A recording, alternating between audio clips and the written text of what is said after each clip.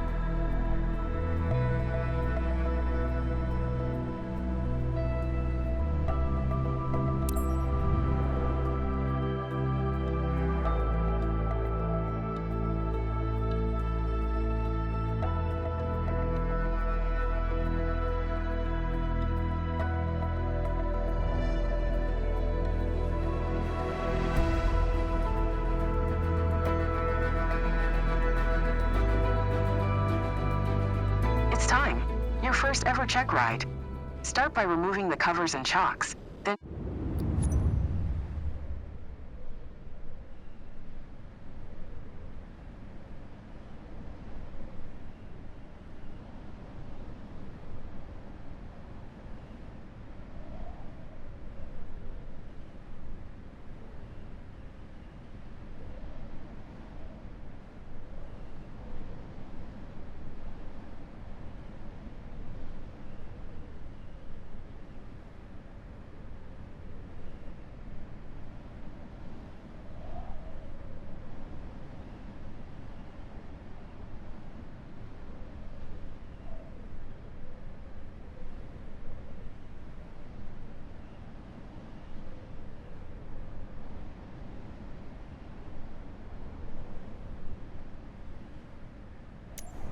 join me inside.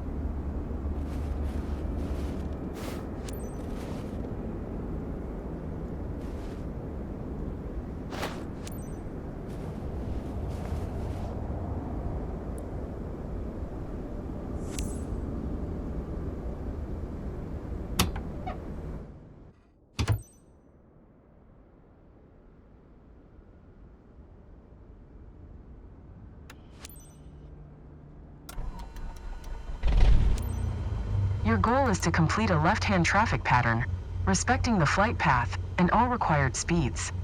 Rely on what you have learned in your trainings, and you'll be fine. Now show me the best traffic pattern that you've got.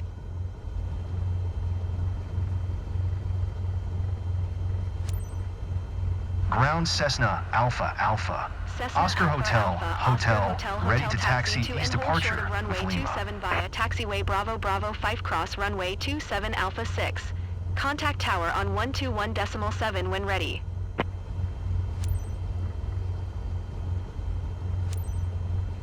Taxiing hold short runway 27 via taxiway Bravo Bravo 5 cross runway 27 Alpha 6 Cessna Oscar Hotel Hotel.